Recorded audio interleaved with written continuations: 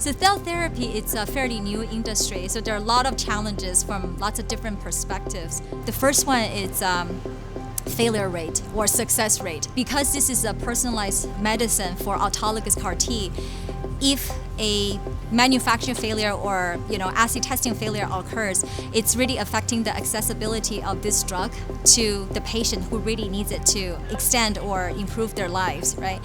So being able to achieve 100% manufacturing success, it's something that I really want to help my team realize. The second challenge that we face is really how to shorten the arm-to-arm time, and so we call this the turnaround time. Essentially, this is a time that starts from collecting the material, the starting material from the patient, before making them into the CAR T product and going back to the patient. Some of our patients are so sick that they are not able to wait until the drug to be manufactured after 2 or 4 weeks, right? So constantly thinking about how to make that faster so that we can save every single possible person.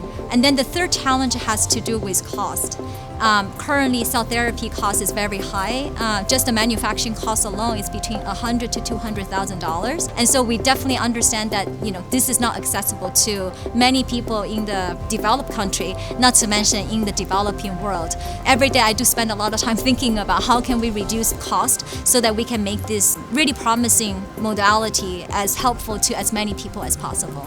Some of the key decisions that would be effective at reducing manufacturing cost are raw material, labor, and as well as improving process efficiency. So particularly with respect to raw material, this is a really important place where we really want to seek partnership with our vendors such as Thermo Fisher. By incorporating reagents that are coming at a reduced cost or effective cost, I think we'll be able to reduce the overall cost of CAR T manufacturing. Collaboration and cooperation is actually one of the most important aspects to this industry.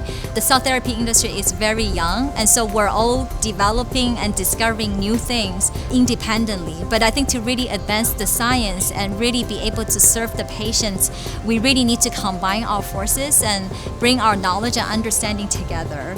I think this collaboration exists definitely within the pharmaceutical industry itself, but also exists between the pharma industry with regulators, right? So these are the global health agencies, and also this would involve the pharmaceutical industry collaborating with vendors and suppliers to make this entire process as streamlined, as simplified as possible.